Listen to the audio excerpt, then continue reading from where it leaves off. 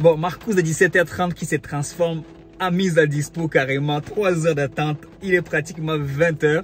Je me dis autant faire bon usage de mon temps et te sortir une vidéo que j'ai préparée il y a quelques semaines, notamment sur cette chose que j'aurais voulu savoir avant de créer une micro-entreprise.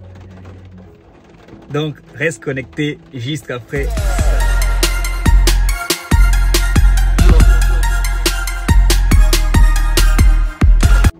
Salut à toi, bienvenue sur Autobricolage. Je suis Andersen Isaac, entrepreneur VTC, loueur de voitures, acheteur et revendeur de voitures.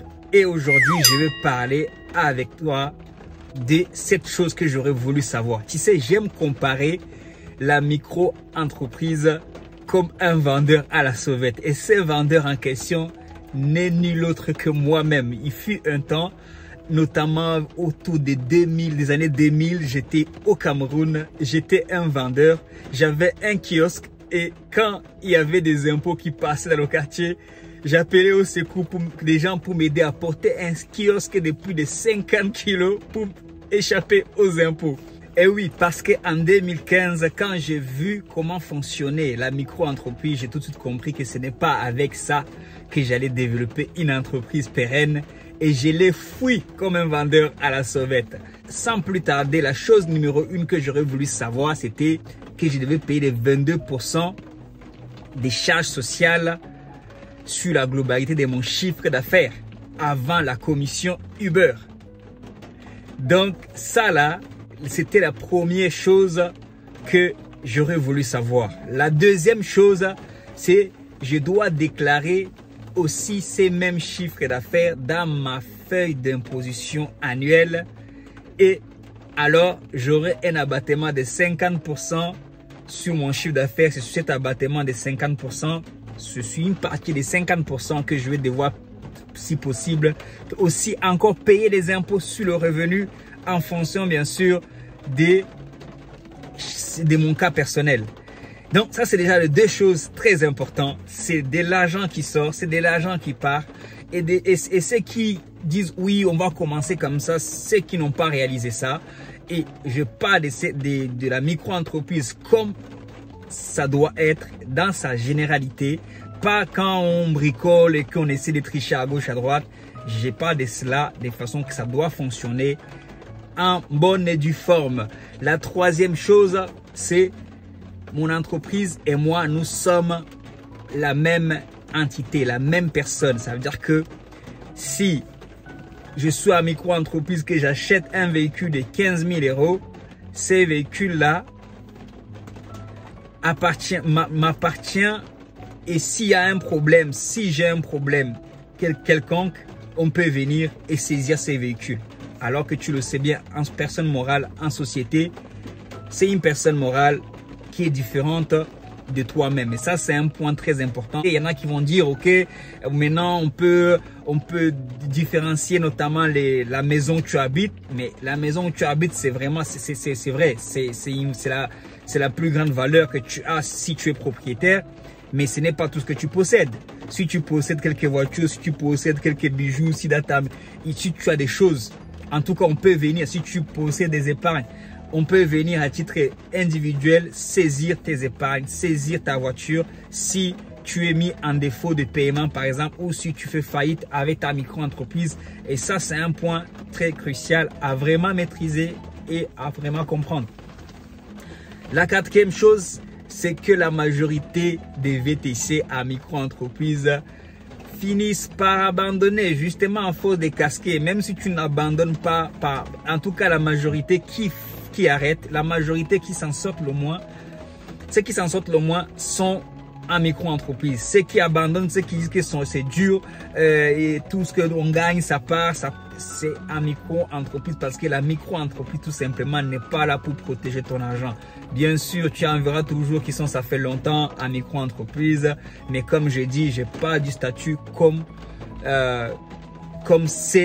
le statut est, mais pas de façon je parle pas de ceux qui essaient de contourner les lois à force de contourner. De toute façon, tu sais, comme on dit chez moi, Alors, le voleur a ses 40 jours comptés. Il y a un jour où, forcément, à force des justement de vouloir contourner, de tricher, et ce n'est pas bon, même pour toi, même pour ton moral. Tu veux dormir sur tes deux oreilles. Voilà, autant faire les choses correctement en choisissant le bon statut. Si tu peux pas, si tu trouves que c'est trop dur de payer les 22%, si tu trouves que c'est trop dur des casquets et tout ce que je vais citer justement, la plupart c'est des inconvénients. D'ailleurs, dans la micro-entreprise, moi je ne trouve que des inconvénients personnellement. Donc si tu trouves des avantages dans une micro-entreprise en tant qu'entrepreneur, il faut me les citer, comme ça je ferai une vidéo dessus sur les avantages d'être en micro-entreprise. J'en étais où? À la cinquième. La cinquième, c'est tu payes de la TVA mais tu ne la récupères pas. Tu payes, voilà, tu payes la TVA mais tu la récupères pas.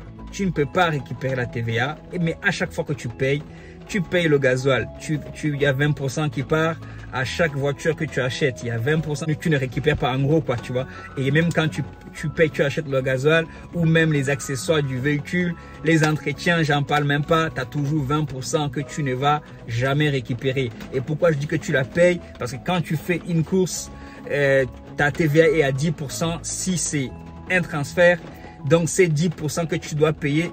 Il n'y a aucun moment où tu vas les récupérer parce que tu es en micro-entreprise, tu n'es pas assujetti à la TVA, c'est vrai. Mais voilà, c'est pas forcément un avantage et c'est même un gros inconvénient en étant en micro-entreprise.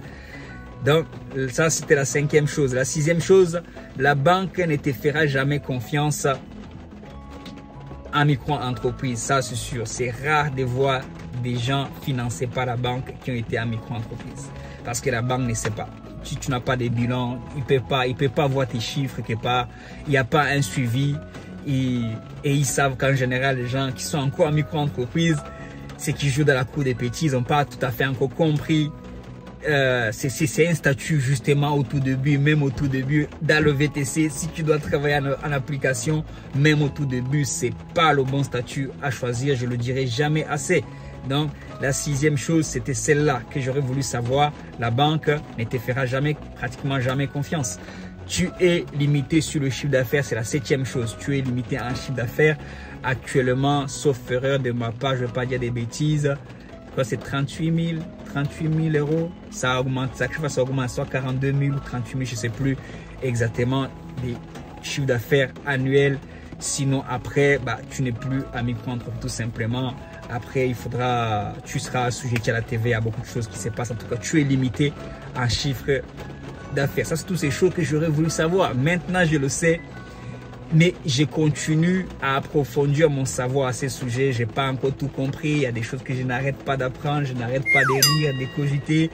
Mais ici, d'ailleurs, j'ai cité des choses avec pas mal d'ambiguïté que tu le comprends mieux que moi. Je suis là aussi pour apprendre. Et tu nous les mets dans les commentaires. Comme ça, nous aussi, on va s'enrichir. Moi aussi, je vais m'enrichir grâce à ton savoir sur la question. Donc voilà, c'est un peu ces choses que je voulais vous savoir avant de créer une micro-entreprise. Donc prends le temps de vraiment bien réfléchir, de lire sur le sujet, d'écouter les vidéos sur le sujet avant de te lancer dans cette aventure. Parce que quand ça frappe, ça fait vraiment mal. Ah oui, oui, on en croise qui le disent et qui ne le disent pas. Quand ça a frappé, ça a vraiment fait mal. Quand il faut faire des ajustements, encore sur un an, ça va, tu peux t'en sortir. Mais quand tu as fait 5 ans en micro-entreprise et que l'ISAF te tombe dessus et qu'il faut faire des ajustements, là, c'est sûr que tu peux dire au revoir à ton activité des VTC pour un bon bout de temps. Et comme tu es engagé personnellement, ah oui, ils vont venir saisir, ils peuvent venir saisir et ils vont le faire, ils ne vont pas se gêner sur tes biens personnels. Ça serait dommage d'avoir ton petit van à 20 000 euros à ton nom et du jour au lendemain, ne plus l'avoir. Sur ce, à bon entendeur, bien sûr, comme d'habitude, dans la bonne humeur. N'hésite pas de liker, de commenter, de t'abonner parce que au fur et à mesure, je rentrerai en profondeur. Je parlerai du sujet du VTC, de la location des voitures, de l'achat et vente, du business tout simplement. Sur ce, ciao, ciao, bye bye, God bless you, peace.